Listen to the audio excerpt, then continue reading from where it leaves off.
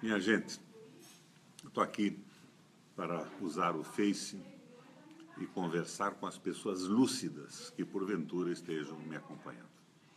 Eu quero conversar sobre a pressão que está havendo sobre o Congresso Nacional, sobre os senadores, para votarem contra o projeto que acaba com o abuso de autoridade. Como é que alguém pode ser contra um projeto que acaba com o abuso da polícia, do Ministério Público, do Judiciário, de parlamentares, que acaba com o abuso de qualquer autoridade?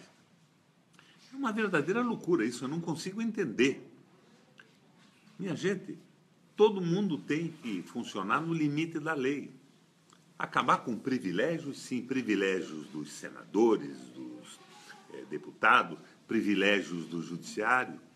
Vocês sabem que um juiz, quando é flagrado num ato de corrupção provado, ele é obrigado à aposentadoria compulsória e continua recebendo integralmente o seu salário. É uma loucura isso. E essa impunidade nas investigações, às vezes nós ficamos alegres, porque tem um sujeito notoriamente corrupto que é alcançado por uma atitude de um juiz. Mas se isso se transforma em regra do direito, você que está me assistindo agora, poderá ser atingido também. Como? Um membro do Ministério Público se irrita com você, inventa uma denúncia qualquer, pede sua prisão um juiz, para você confessar um crime que não cometeu. Claro, você não confessa. Daí ele prende tua mulher e tua filha. E você acaba sendo vítima desse processo todo. Ou você acaba com uma prisão preventiva de 30 a 60 dias, como já aconteceu no meu estado recentemente, lá no Paraná. Daí você é processado e se verifica que você não tinha culpa nenhuma, você é absolvido em juízo. Não há punição para o irresponsável que te pôs na cadeia, para o membro do Ministério Público que pediu a tua prisão e para o juiz que concedeu. Não tem cabimento isso. Lei contra abuso de autoridade é uma exigência do processo democrático. Todo mundo é igual perante a lei. Por que que um juiz condenado ou flagrado num ato de corrupção tem aposentadoria compulsória com vencimentos integrais? É um privilégio, e os privilégios, sim, têm que ser liquidados. Outra coisa é o fim do foro privilegiado. Foro privilegiado para quê? Então, qualquer prefeito do interior, qualquer deputado que desagradar um membro do Ministério Público que não vota o seu aumento de salário, vai ser ameaçado com uma prisão absolutamente injustificada. O foro privilegiado não tira o sujeito do alcance da lei. Ele simplesmente elimina que esse enxame de pequenos juízes de primeira instância possa prejudicá-lo. Mas ele é julgado como qualquer pessoa e até perde uma instância. Porque se ele for condenado na instância que lhe cabe, ele perde a possibilidade do recurso. Vamos entender melhor isso. Essas coisas foram colocadas na legislação não como privilégio, mas para defender a representação popular. Eu acho que algum tipo de crime, crime de sangue, o sujeito mata a mulher, não tem que ser submetido à licença do parlamento, no caso dele ser do executivo, ou mesmo um membro do parlamento. Daí é outra coisa. Mas a invenção de crimes para pressionar... Eu vou citar para vocês um problema que eu tive. Eu, no meu primeiro governo no Paraná, me recusei a pagar um aumento do judiciário de salário, que o Estado não podia assimilar, não tinha dinheiro para isso, mas eles fizeram sem lei.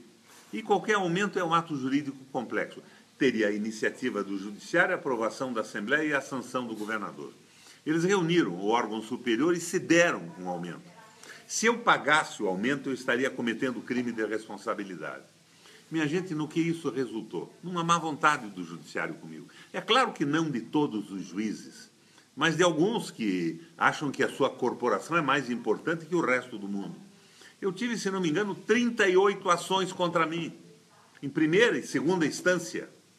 Eu seria preso, então. As 38 foram eliminadas no Superior Tribunal de Justiça e no Supremo Tribunal Federal. Vocês vejam, eu estaria sendo obrigado a fazer o que não devia, com medo dessas ações. o meu mandato e a responsabilidade que eu assumi com a população estaria interrompido por essa pressão do Ministério Público e do Judiciário? Não, não pode ser assim. Então, minha gente, eu votarei a favor, desde que não seja um exagero, não seja uma brutalidade para impedir o funcionamento da justiça. Eu louvei, desde o primeiro momento, a Lava Jato.